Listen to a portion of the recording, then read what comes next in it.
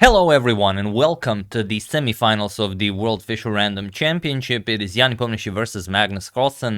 This is the first game that we are going to cover. This is their first round game, and even though we will not be having a classical World Chess Championship between Nepo and Magnus, they still face each other in another World Championship. That is the Fischer Random World Championship. It's quite a game, really brutal, has a really wild start. You guys will enjoy it. Let's check it out. Nepo with the white pieces opens with pawn to f4, and it makes sense. The rook and queen are nicely placed on the f and g file, so you might as well start pushing that f and g pawn, open up the light square bishop, and enjoy a nice game. We have pawn to f5, and now g4 right away by Nepo. Sorry about that. We have g6 by Magnus, opening up his dark square bishop, and now knight 8 to b3. We have f captures on g4, queen captures, and now knight 8 to b6. We have knight to c5, and now we have knight to d6. You can't really move the d pawn. If you move the d pawn, then you allow knight to e6 check, and that's gonna be deadly. So knight to d6, we have knight 1 to b3, and now knight b to c4, improving the position of the knights. We have pawn to c3, and now pawn to a5, grabbing more space on the queen side. Also, you might have some ideas of dislodging the knight with pawn to a4, so knight to d4 right away, and Magnus grabs it right away. Because the e6 square is now targeted by both knights, and if you play a weird move, then a nice knight c to e6 check, and that's just game. You have to go under the mask of the queen, and then you just gobble up the rook for free. Knight captures, opens up a discovery, and black resigns. So Magnus gets rid of the knight, bishop captures on d4, c captures, and now pawn to b6 says, move your knight somewhere else. Knight to d3, and now pawn to g5 by Magnus. Putting pressure on that pawn here, and you don't really have the luxury of capturing, as the rook on f1 would hang. So pawn to b3 chases the knight away, knight to a3 attacks the rook, and the rook to c1. And here Magnus plays the sneakiest of moves, bishop to f7, and it seems like a normal developing idea. You don't really believe that there's anything vile happening here. So Jan does the same. He plays bishop to f2, but he misses a beautiful move by Magnus. So feel free to pause the video here and try to find the winning idea for Magnus already on move 13 while I give you a couple of seconds. So for those of you who were able to do it, congratulations on spotting the smothered mate, and for those of you who just want to enjoy the show, it is bishop captures on b3. And of course, it is the first move that comes to mind, but you have to spot the second move of the line, and that's where the beauty of the combination lies. A captures on b3, and now not queen captures on b3. If you play queen captures on b3 first, then king to e1, and knight to c2 check, while it looks very scary, you can simply capture it. Rook captures on c2, and now there is no checkmate because there's a knight covering the c1 square, so you can push the rook back to c1. And capturing on c2 is okay. With just bishop to e3, you free up the f2 square for the white king, and everything is perfectly fine.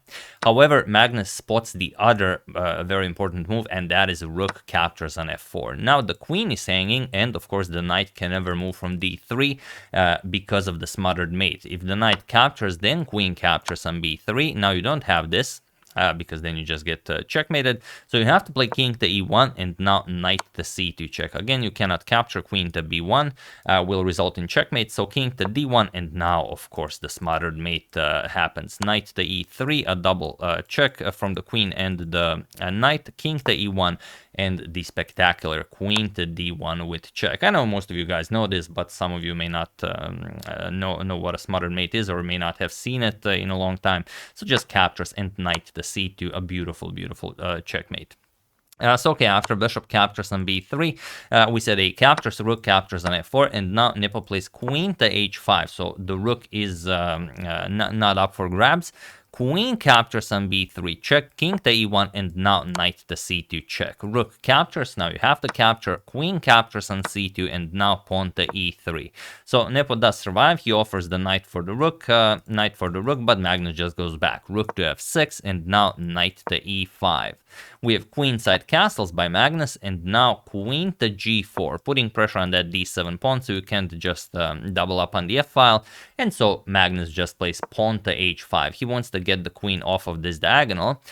Queen back to d1, offering a queen trade, and now just queen to a2. We have queen to c1, and now rook d to f8, putting pressure on that f-file. Bishop to g2, and now we have pawn to a4. Magnus just starts advancing his passed pawn. We have king to e2, and now queen to b3, moving the queen away from the a-file so you can continue pushing the pawn. Knight to d3, and now not a3 right away, then queen to c3 might be a bit annoying. First queen to b5, just prevent that knight from moving, and now rook captures on f2 is such an ugly threat. We have queen to c3, now comes h4, and now we have rook to c1. Very interestingly, Nepo even allows rook captures on f2 for some pressure against the c7 pawn, and while it's perfectly fine to capture on f2, Magnus doesn't. Probably because after rook captures on f2, of course, the knight cannot move. You have to move the king. Now you have to play knight e8 to prevent checkmate. And now after knight captures on f2, you have to play queen f5, now threaten queen captures knight. And once the knight moves, you play h3. And here, okay, white just resigns because once the bishop moves, if you move it away from the control of the f1 square, then this is just checkmate. If you capture, then queen captures. There's no good move for you here.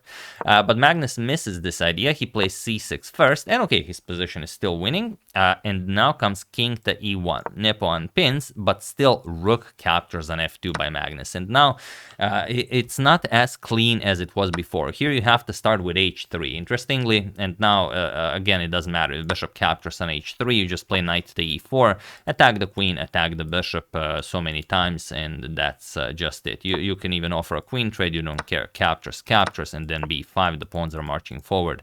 That's too much pressure for you to handle. Once the rook goes back, you're going to capture on f2, and that's it. Rook captures, and you have, well, you have the exchange. You have two connected passed pawns here marching forward. This is instant resigns. And if h3, if you don't go bishop to h1, you could also play bishop captures on h3.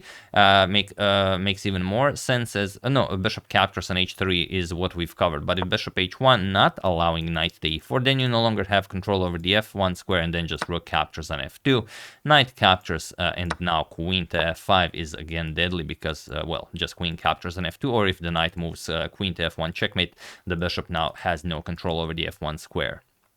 So here, h3 was the correct sequence of moves. Magnus goes for rook captures on f2 instead, and now this gives Jan a bit more space to defend. Knight captures on f2, we have queen to f5, and now as you haven't chased the bishop away with h3, just knight to h3, and now this is perfectly fine. You do not have the luxury of g4 because just knight f4, and now you've closed the f-file completely.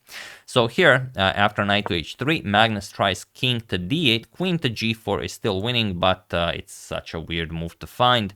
King to d8 was played, and now comes queen to b4 by Jan, going after the b6 pawn. Queen to g4 now by Magnus, and now queen captures on b6 check. King to e8, we have bishop to f1, and now, of course, you will give up the rook for two pieces. Magnus grabs on f1, king captures, queen captures on h3, king to g1, and now queen to g4 check. King h1, and now how do you continue this attack? It seems that you are very close, but you also have to be very, very careful. If you try something like pawn to h1, there's a nice queen to b8 check, and after king to f7, rook to f1 check, and once the king moves, well, something, let's say king here, you can go queen to f8 with check, and once, well, now it's just either a draw by repetition, or if black messes up, Magnus can even get checkmated here.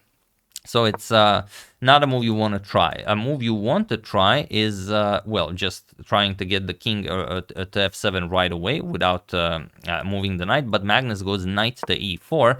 And now it seems like he's threatening mate in 1, and it doesn't just seem so. He really is threatening mate in 1 with knight to f2 check. But now Jan just defends very well. Queen b8 check, king f7, rook to f1 check, knight to f6 now. and if you want to stop any repetition of moves. And now we have queen all the way back to b1.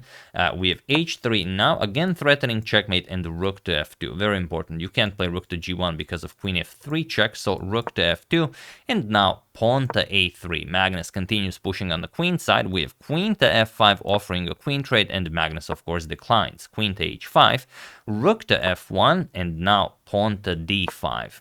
We have d3 now, and queen to e2, putting pressure on the d3 pawn, the rook, so the queen really has to be careful here. Queen to h7 check, as the knight cannot move. King e6, queen to f5 check, king d6, queen e5 check, king d7, queen to f5 check, and now finally king to d8. Magnus manages to hide his king, and now queen captures on h3. So getting rid of that nasty pawn, but now Magnus advances the pawn to a2. You could also consider capturing on d3 first. Magnus decides to push on a2 first. We have queen to g2, and now he plays queen captures on d3. So this is still not possible because the rook on f1 would hang. So rook to a1, and now queen to b1 with check by Magnus. Queen to g1, this is the only way to defend. Queen to b2, and now queen to c1. Magnus does straight here. Queen captures, rook captures, and now knight to e4. And with the c3 square available to the black knight, you will be saving your passed a pawn. So rook to a1, and now knight to c3. We get this very, very complicated endgame, where even a slight inaccuracy will cost well, any player the game. But as Jan is the one defending here, most likely he's the one that will have to be very, very careful. King to g2, you have to bring your strongest piece into the game. That is the king, of course. We have c5, king to f2, and now pawn to e5. Captures on e5, king to e7, and now king to e1. We have king to e6, king to d2, and now pawn to d4. Captures, captures, and now king to c2. The king makes his way all the way to the queen side. King captures on e5, and now rook to g1 by Jan, going after the g5 pawn with check. This is actually a mistake, because now if Magnus finds g4, it's all over. You can't capture on g4 because of a1, and if you go king to b2 to cover it, then king to f4, and you've won a very, very important tempo. But Magnus misses this. He plays king to f4 first, and now Jan can still hold this because he has h3 available, and he does play it. Now Magnus does not have g4, and here we have knight to e4. Activating the knight again, and now the only way to draw this game for Nepo is to play king to d3, put pressure on the d4 pawn with control over the a1 square, and that's just it. For example, if knight to f2 check, you can capture on d4. If knight captures here, you just go after the pawn. And now after g4, rook captures on a2, g3, you don't really care. Just rook to g2, and after king here, you just give up the rook, and it's a draw by insufficient material. So after knight to e4, Nepo does not find king to d3, as they were both very, very low on time. He plays rook to g4 with check, but now king to e3. We have king to b2, pawn to d3, and now king captures on a2. And look at this. Look at what Nepo missed. Pawn to d2, rook to g1, and d1 queen. Absolutely spectacular by Magnus. And he was in this position on move 67 that Jan Nepomniachtchi resigned the game, as there is nothing more to be done here. Of course, if the queen is captured, knight to c3 check follows with a nice fork here, and after, well, you play anything, doesn't really matter. Knight captures on d1, you're up a knight, you're going to win the pawn, queen the g pawn, and of course completely winning. So brilliant stuff. Magnus completely outplayed him, already a winning position on move 13. Like we said, brilliant stuff with bishop captures on b3, spotting the smothered mate, but it took a whole lot to take down Jan, even from that completely lost position, because that's just how strong Jan is. So yeah, had he found the correct square for his king in the endgame here, king to d3 move, then he would get a nice draw. But after rook to g4 check, there's no way out. He missed this wonderful fork after Magnus brings out the queen.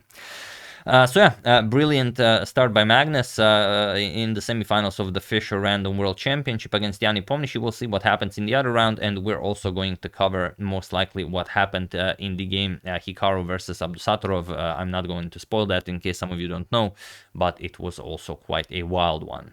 So yeah, that's the game. Hope you guys enjoyed it. I would like to thank Johan Aklef, Nathan Halsey, Jack Obid, Morchess960, and Goncalo Morovo for your contribution to my channel. Thank you a lot. I really appreciate it. As usual, you can check 2 of my previous videos here. Thank you all for watching, and I will see you soon, continuing the coverage of this fine event until it finishes. Thank you all. I will see you soon, and have an excellent rest of your day.